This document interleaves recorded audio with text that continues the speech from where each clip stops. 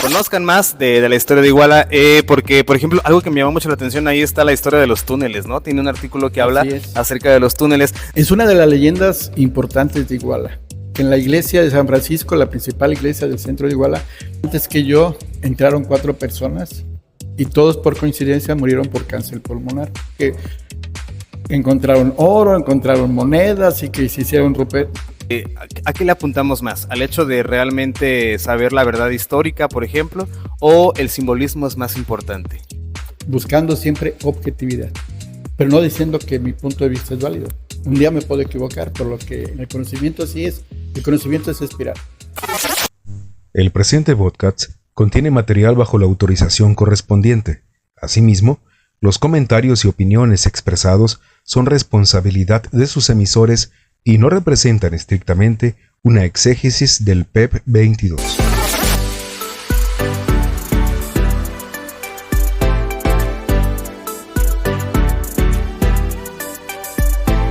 Buenos días, buenas tardes, buenas noches, depende de la hora en la que ustedes nos estén visualizando. Desasesorados, desasesoradas. Nos encontramos nuevamente en el Museo de la Bandera y Santuario de la Patria, aquí dentro del centro de la cuna de la bandera nacional, Iguala de la Independencia, Guerrero.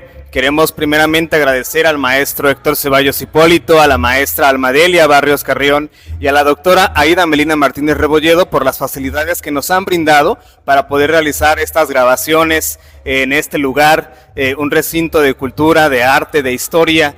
Y que pues gracias a que ellos nos permiten realizarlo desde este sitio, pues podemos enriquecer también la cultura de igualtecos o de turistas que nos visiten en esta Iguala de la Independencia para abonarle a nuestra serie de videos que es Ejes Articuladores de la nueva escuela mexicana, que crean, recrean, construyen al sujeto que queremos formar. Y específicamente a hablar de interculturalidad crítica tenemos a un invitado nuevamente de lujo.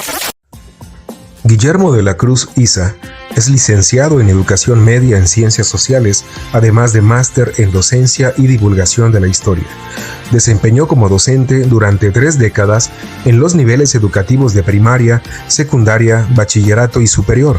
De 2002 a 2024 ha ejercido diversos cargos públicos, cívicos y culturales en el municipio de Iguala de la Independencia Guerrero, resaltando su destacada función como cronista del mismo. Es autor de 5 libros de índole histórico, cultural, memorialístico, biográfico y didáctico enfocados a nuestro municipio. Actualmente publica en el blog Historiando en Iguala, en el que ha escrito, hasta la fecha, más de 250 artículos históricos no solo de esta misma ciudad, sino de otros lugares del estado de Guerrero y de México. Guillermo de la Cruz Isa. Maestro, por favor, yo quisiera iniciar pidiéndote que les des un breve saludo a nuestros espectadores, a nuestros escuchas, pero también que nos comentes quién es, en la voz del historiador, Guillermo de la Cruz Isa. Gracias, Irán. Buenas tardes, estimado público. Efectivamente, como tú lo decías, soy docente ya jubilado, pero mi gusto y pasión por la historia, sobre todo de Iguala, es lo que más me atrae, más me motiva y más me llama la atención para transmitir a público en general, niños, adolescentes, adultos, ¿no? Entonces, en mi caso, formación magisterial desde el CREN de Iguala, generación 75-79, de ahí estudio licenciatura para educación media en Morelia, Michoacán, y termino una maestría en la Ciudad de México en la unidad de Ajusco de la UPN, donde ya desarrollé mi formación profesional histórica y me empecé a dar cuenta de la riqueza histórica de Iguala y qué tanto nos falta descubrir y sobre todo transmitir, porque a veces tú mismo investigas aquí en Iguala y la gente pues o no sabe tanto de lo que tiene aquí, que a veces, te repito, pues nos da un poquito de pena porque los jóvenes pues saben más los nombres de otras cuestiones triviales.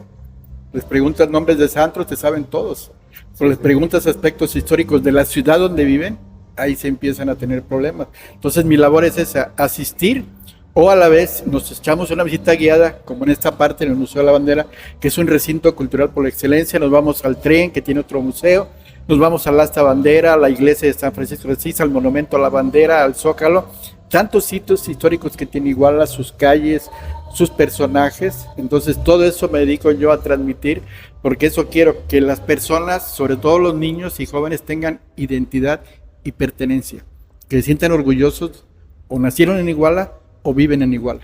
Así es, pues muchas gracias. Precisamente vamos a hacer un pequeño recorrido por este recinto.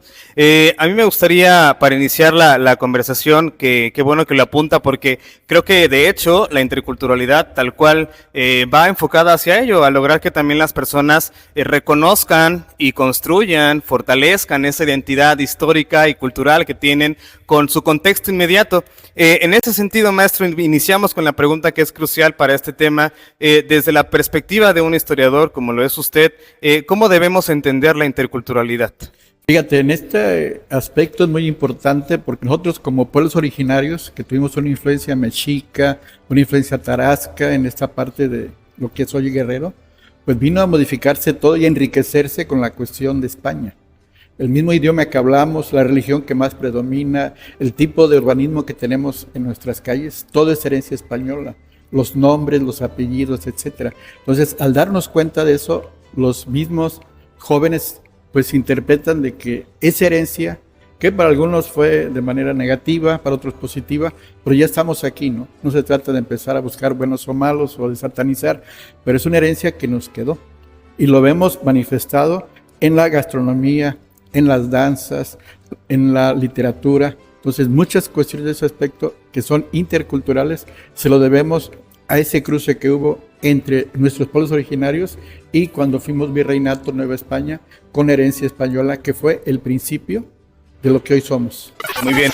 Precisamente ahorita que ya utilizó el término de pueblos originarios, otro punto de crítico a lo mejor que nos gustaría que usted nos retroalimentara o nos comentara, ¿por qué actualmente hemos escuchado, o que está mejor escuchado, el término de pueblos originarios en contraparte con el de pueblos indígenas? ¿Por qué ha sucedido esto? Fíjate que al principio pues toda la cuestión viene desde que Cristóbal Colón buscaba las Indias, ¿sí? Se equivoca y llega a estas partes de América y nos empiezan a decir indios, y para muchos es una palabra despectiva, ¿no? Se cambia a indígena, pero aún sigue siendo una palabra de ese tipo para algunos pues, historiadores, sociólogos, lingüistas. Entonces ya la costumbre es decir pueblos originarios, pueblos que aquí empezaron, pueblos que florecieron y que fueron bastantes culturas, ¿no? Porque no nada más hablar de la México Tenochtitlan, ¿no? Hay que hablar de todo ese gran concepto que tuvo Mesoamérica y parte de Aridoamérica. Entonces toda esa parte que vemos aquí en Guerrero, tuvimos tlapanecos, amuzgos, mixtecos, nahuas, y que algunos todavía están aquí presentes. Los nahuas los tenemos en la región del Alto Balsa, ¿no? Y que es un orgullo. Yo tengo amigos que te hablan náhuatl, español e inglés, porque se dedican a vender sus artesanías y se van a Acapulco, se van a Cancún, se van a lugares turísticos, y la necesidad los obliga con el turista pues, a hablar hasta ese idioma. Entonces para mí es un orgullo que esas personas, a veces sin preparación, sin educación, pero son políglotas, ¿no? Entonces ahí se ve que no es la persona, no es tu cultura, es tu formación y tu contexto el que te va formando. Siguiendo en este recorrido histórico, maestro, ahora que lo comenta con respecto, por ejemplo, a este punto de este cruce que hubo entre culturas de Europa con lo que es América hoy en día, en su opinión, porque yo he escuchado que últimamente como que se sataniza un poco el hecho del descubrimiento, y en lugar, por ejemplo, incluso he oído que en lugar de la palabra descubrimiento, hoy en día se apunta hacia una palabra de saqueo. Yo sí quisiera saber, porque a veces uno habla y no conoce, desde el punto de vista de usted que es historiador, ¿qué le parece este lenguaje o esta forma de visibilizar ese hecho histórico que desde la primaria nos enseñan de una manera, pero que hoy en día como que se está apuntando hacia otra? ¿Cuál es su opinión? Sí, la vieja escuela mexicana hablaba de conquista, ¿sí? Superiores españoles, inferiores pueblos originarios, los indígenas, y hoy decimos encuentro de dos mundos, ¿sí? Entonces, ese encuentro que nos da la identidad que hoy tenemos, y lamentablemente vemos que un 12 de octubre, en lugar de recordar, conmemorar, queremos ir a tirar la estatua de alguien como Hernán Cortés, Cristóbal Colón, cambiar nombres de calles, etcétera, ¿no? Entonces, a veces con la historia se juega, ¿no? Pero para bien o para mal, ¿no?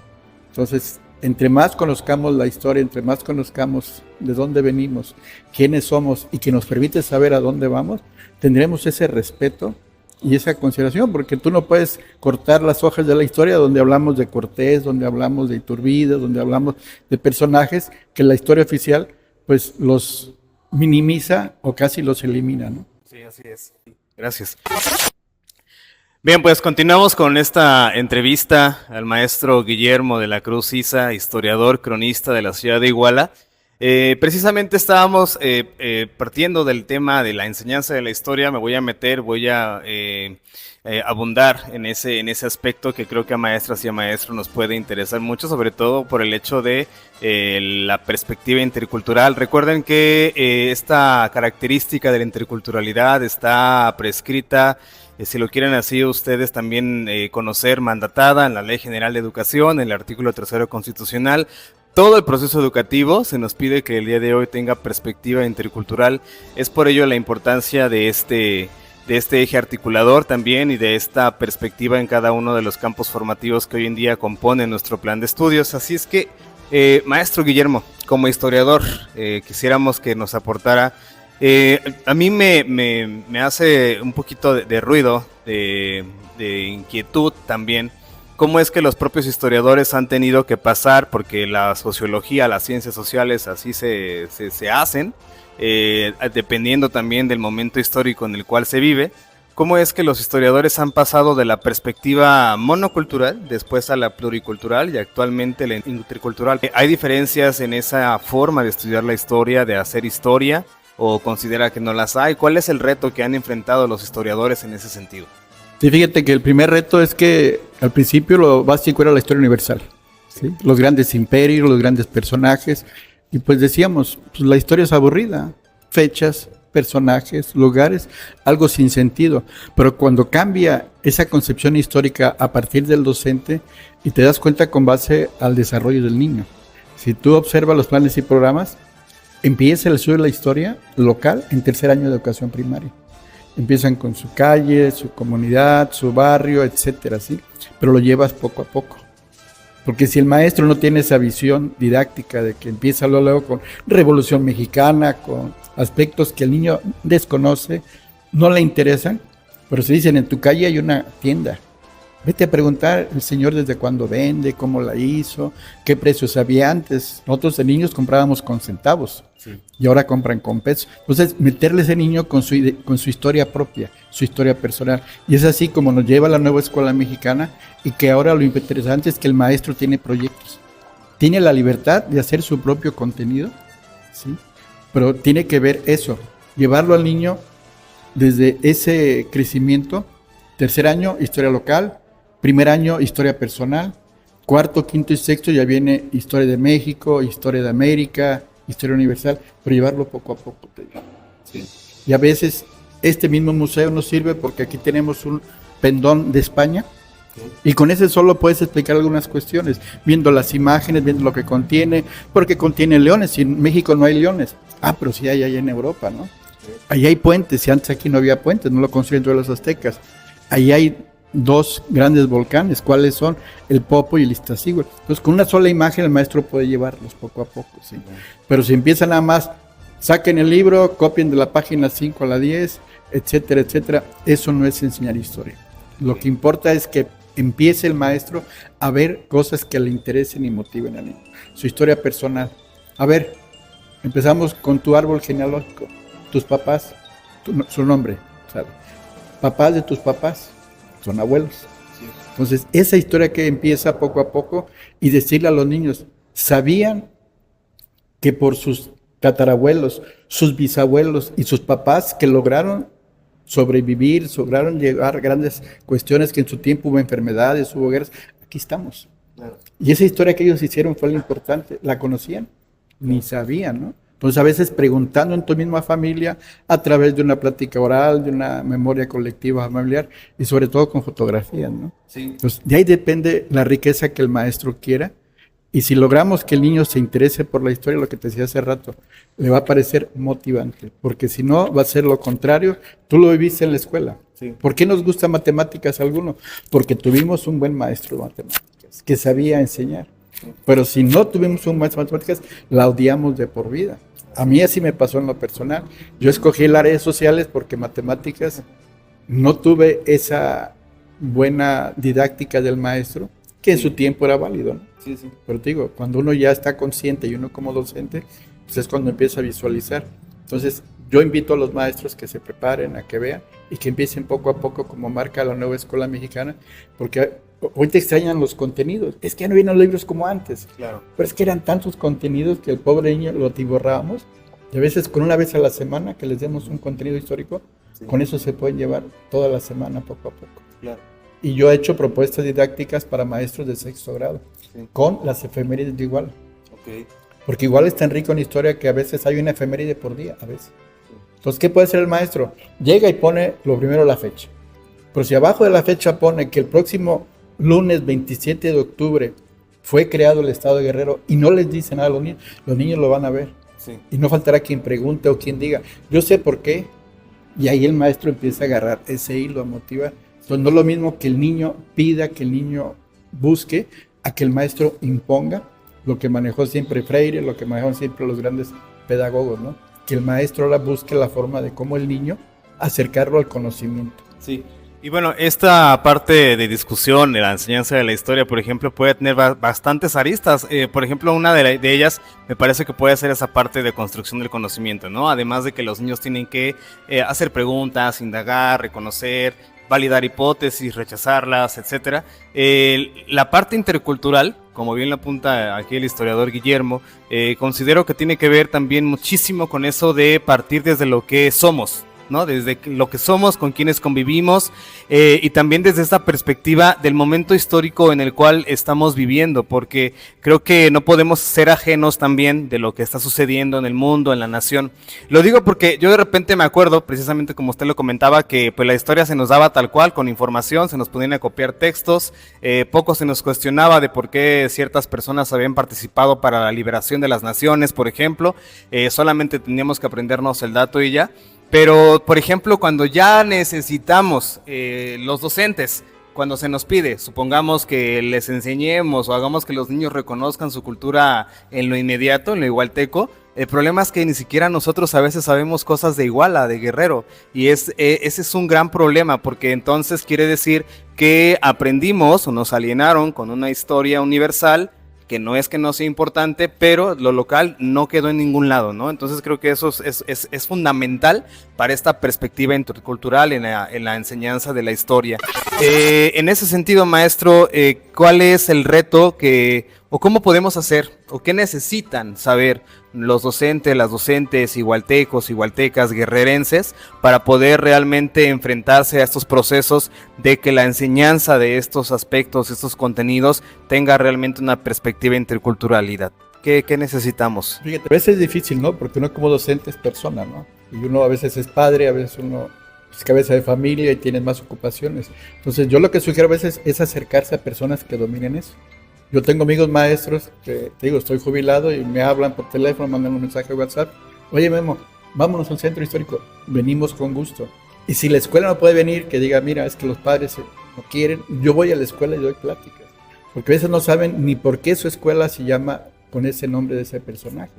Entonces, si a mí me invitan, yo voy con gusto. Y eso es lo que me da gusto, que a veces los maestros, pues no tenemos que ser un sábelo todo. Pero sí podemos apoyarnos con quien tiene ese conocimiento. Y a veces quienes menos pensamos es el que lo tiene. Entonces yo puedo invitar al delegado de la colonia a una plática con mis niños y que diga por qué mi colonia se llama CNOP, cuándo se fundó, etcétera, qué recuerda, cómo era la escuela antes, que iban con guaraches, que a veces aunque llovía tú ibas caminando en el lodo y ahora no, apenas llueve y ya se cortaron las clases, ¿no? Cómo los tiempos van cambiando, evolucionando. Pero que todo eso forma parte de nosotros mismos. Y esa riqueza, te digo, a veces la tenemos en casa con los abuelos. ¿Y qué pasa con los abuelos? Para mí, con todo respeto lo digo, son árboles de Navidad, en el rincón y de adorno. Pero los niños no les preguntan nada porque están todo el día con el celular, con el iPhone, con la tablet. Entonces, eso es lo que nos falta, que también los maestros vinculemos a los niños con su familia. Sí. Porque ahí está la riqueza, ¿no? Tuve un ejemplo, tuve un curso taller hace un año, que repito en esa ocasión en noviembre, y un compañero alumno que tú mencionaste, Héctor Ceballos, descubrió que en su familia había un revolucionario. O sea, ¿cómo estás tú tan limitado que no te das cuenta porque no empiezas a investigar y todo ese rollo? Entonces, uno mismo puede ser cronista. Historiador no, porque tiene una carrera con más tiempo, con más preparación, pero sí puede ser cronista de tu familia, de tu calle, de tu colonia, de tu escuela, no sé. Algo tienes tú que sabes y lo puedes compartir. Y qué bueno que hay redes sociales. Antes sí me costaba hacer un libro, me costaba hasta 10,000, 50,000 pesos. Ahora, con esta grabación, ¿cuánto nos cuesta? Si acaso los datos, si acaso 2, 3 cuestiones básicas, pero ahora es más fácil. Entonces, los maestros pueden buscar esas herramientas, que vayan personas, llevar videos, pero cortos.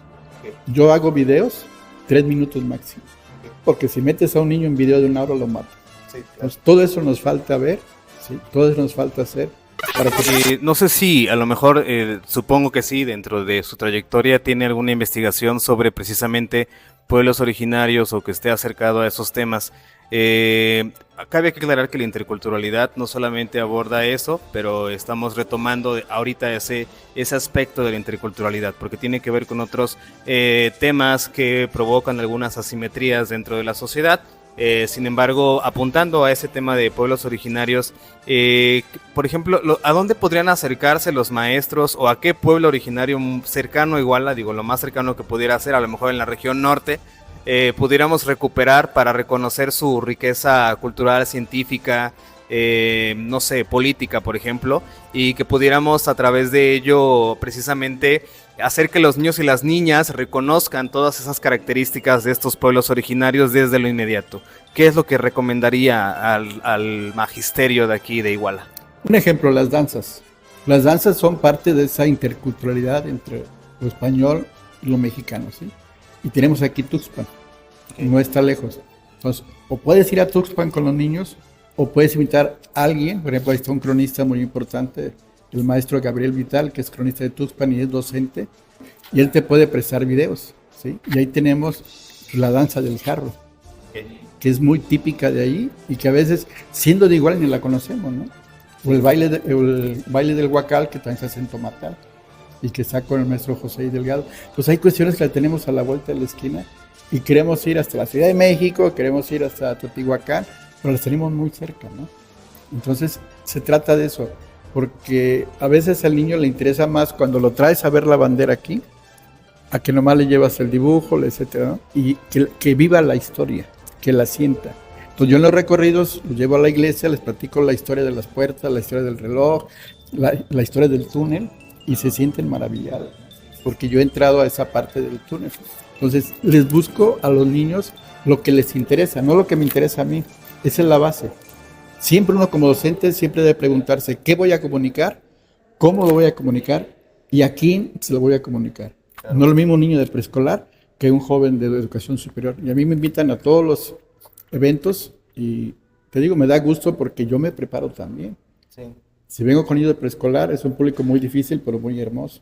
Y si voy a una universidad como Tecnológico, la UTE, también voy con gusto porque los jóvenes ya tienen más capacidad.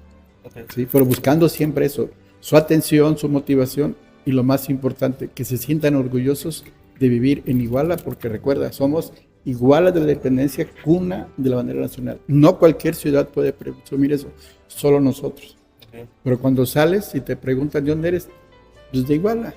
¿Y qué pasó? Pues creo, parece o no sé. Yeah. Pero si vales con orgullo, ese orgullo se transmite y se siente reflejado. Todo este diálogo que nos platica a mí siempre me hace cuestionarme nuevas cosas. Y ahorita ya mentalmente ya me apunté como 2, 3.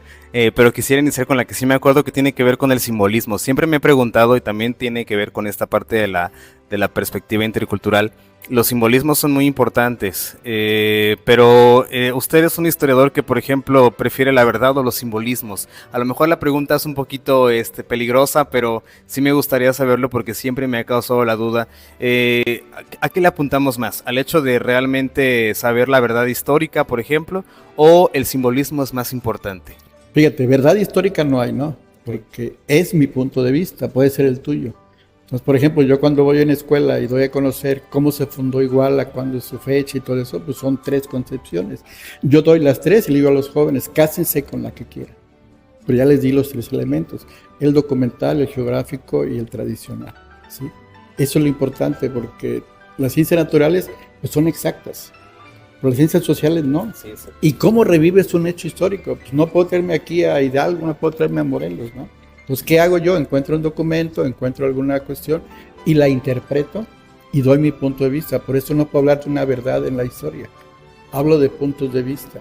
Pero hay gente que sí, de su punto de vista, como decimos, le echa de su cosecha y se inventa que Hidalgo vino igual, sabemos que nunca vino. Que Guerrero vino a Iguala con Iturbide, tampoco vino. Entonces, lo que uno trata de dar es lo que sí es documentado y lo que no es documentado. Y yo en mi blog, que invito a verlo, hicieron en Iguala, todos los temas que manejo son de ese corte, buscando siempre objetividad, pero no diciendo que mi punto de vista es válido. Un día me puedo equivocar, por lo que en el conocimiento así es. El conocimiento es espiral. Lo que hoy es verdad, mañana es mentira. Y sí se va construyendo. ¿Sí? Y el niño lo puede construir también. Pero te repito, es algo tan difícil en la actualidad porque estamos bombardeados de información y desinformación. Sí. Entonces que a veces el chavo dice, bueno, ¿y cuál es la verdad, pues? Y lamentablemente, si no tiene esa preparación, pues se va con la que más le hace daño. Sí. Maestro, historiador, ¿usted es de los que dicen que todavía podemos lograrlo o su mente ya, porque la mía de repente ya se fataliza un poco? Lo que pasa es que hace rato también hablaba acerca de la idea de que los niños hoy en día están apuntando ya hacia otro lado. Lamentablemente la alienación que tienen con las tecnologías pues podría poner en peligro esta riqueza que se les piensa presentar desde la interculturalidad, en el cómo es que en su inmediatez también hay riqueza científica, cultural, artística, política. ¿Cómo es que como docentes todavía podemos hacer que los niños volteen a ver lo que tenemos dentro de nuestra propia cultura y no solamente se estén pensando en lo global, en lo internacional, en aquello que se les va presentando como un sesgo también de conocimiento? ¿Cómo podemos hacer y cómo podemos aprovechar la historia y la interculturalidad para combatir este fenómeno con niños, niñas y adolescentes? Sí, es algo que tenemos que construir día a día porque lamentablemente lo que tú construís en la mañana en la escuela, en la tarde noche las redes sociales te lo terminan acabando, ¿no? Entonces, por ejemplo, tenemos el día de hoy comienza el mitote del Tehuehue, va a haber danzas en Iguala, pues con una pequeña tarea, vete a ver una danza e investiga quiénes la bailan, por qué se bailan, etcétera, ¿no? O sea, algo tan sencillo y que el niño a veces ni se imaginaba que existía esa danza, ¿no? Sí. Entonces, viene una obra de teatro aquí al museo, vayan a la obra de teatro, pero digo, no se trata de encajonarlo, una vez al mes. Okay. Para lograr que despierte ese amor por la cultura, que es algo que no estamos logrando, porque si vemos a los niños, ahora quieren ser influencers, quieren ser youtubers. Sí, entonces, sí pueden ser, pero no alcanza para todos. Okay. Y si no alcanza, me frustra, al rato busco otro camino. Entonces, decirle al joven, al niño, que son varios aspectos que puede tomar, la cultura, la ciencia, la educación, o sea, hay tanto por hacer, porque si nos vamos por un solo camino, al final no alcanza para todos. Sí. Maestro, pues creo que la plática acerca de la historia, la interculturalidad, hasta aquí ha finalizado. Quisiera que nos dijera nuevamente el nombre de su blog, para que la gente que está interesada, que esperemos que sean todos y todas las maestras y maestros de Iguala y de Guerrero y de todo México, si es que nos llegan a ver, conozcan más de la historia de Iguala, porque, por ejemplo, algo que me llamó mucho la atención, ahí está la historia de los túneles, ¿no? Tiene un artículo que habla acerca de los túneles. No sé si nos quisiera dar brevemente una reseña de ese artículo y el nombre de su blog nuevamente para que lo puedan encontrar. Sí, con gusto, Historiando en Iguala, así escríbanlo en Google, en el buscador, Historiando en Iguala, está su servidor. Tengo 270 artículos de Iguala, de Guerrero y de México, la mayoría son temas inéditos. Trato de no repetir refritos porque es algo que ya se sabe y se conoce, entonces yo busco aspectos inéditos. Y también de paso tengo una página en Facebook, así con mi nombre, Guillermo de la Cruz Isa. Diario subo una foto histórica, un documento histórico o algún tema por destacar la historia, ¿sí? Y hay gente que yo veo, me da gusto de que ahí está mi maestro que fue en 6º año en la escuela Nicolás Bravo, en la Torres Quintero. Tengo ese material y yo con gusto lo comparto, ¿sí? Entonces, toda esa cuestión básica pues la pongo a su disposición con mi blog y con mi página de Facebook. ¿Cuál era la pregunta, perdón? El nombre nada más, y de los túneles, no sé si nos quisiera dar una breve reseña del artículo. Es una de las leyendas importantes de Iguala, que en la iglesia de San Francisco, la principal iglesia del centro de Iguala, tiene túneles, y que esos túneles vienen aquí a Banamex, vienen al museo, llegan al Zócalo, o llegan hasta la Alameda, ¿no? Eso es parte de la tradición oral de Iguala. Y en mi caso personal, que yo entré ya a la parte de acceso al túnel, no entré al túnel. Y a ver qué día, si quieres, hacemos allá la entrevista, que te animes. Pues esa parte es un osario. El osario es un cementerio en la iglesia. Y ya están enterrados el padre que le tocó construir la iglesia en 1850, 2, 3 funcionarios que tenían dinero y cooperaron, y una niña, un niño, porque había una caja de un difunto. Cajas deshechas porque eran de madera, se están ya polillando, están ya casi los esqueletos, ¿sí? Entonces yo tuve la fortuna de entrar, ¿sí? Me cuidé, me protegí porque sabía del riesgo que había y lo hice con fines culturales, ¿sí? Porque lo que me interesaba era conocer y platicar. Como dato, a lo mejor para los que nos escuchan, esto no lo alcancé a leer, o no lo recuerdo, pero ¿qué tan cierto es que esos daños son parte, digamos, de la afectación de la salud física del sacerdote en ese entonces? Antes que yo entraron 4 personas y todos por coincidencia murieron por cáncer pulmonar producido por el guano del murciélago, que antes había murciélagos en las torres y supuestamente entraban al túnel. Yo no he entrado al túnel, entré al acceso principal. Entonces esa fue la coincidencia. Y la clásica pregunta que me hacen, ¿qué encontraron? Les digo, desconozco. Ese secreto se lo llevan a la tumba, ¿sí? Porque a partir de ahí la gente inventó que encontraron oro, encontraron monedas y que se hicieron un rupert. Esos son ya, pues pasa como la técnica del teléfono, es compuesto, sí, ¿no? De boca en boca se va distorsionando, pero yo lo que les puedo decir, que lo veo con fines histórico-culturales. Y ojalá algún día el túnel se abra para la gente, sí, para que conozca esa parte histórica, y lo que se recaude por su acceso, pues puede ser para fines de la iglesia o fines de la comunidad.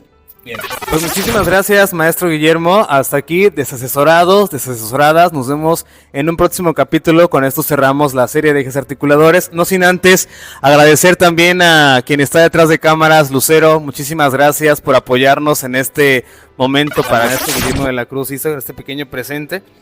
Muy poco en comparación con todo lo que el día de hoy nos ha compartido, su conocimiento, su saber, su experiencia en cuanto a historiador, para aterrizarlo a la perspectiva intercultural que debe de estar presente en aulas, escuelas, comunidades, dentro del marco de la nueva escuela mexicana, pero también desde este despertar del magisterio ante estas nuevas formas de enseñar y proponer la historia desde y para la comunidad. Pues muchísimas gracias y nos vemos hasta pronto. Muchísimas gracias, maestro. Gracias, Irán, gracias, Lucero, y cuando gusten estamos a la orden. Nos vemos en la próxima. Buenas tardes. Gracias.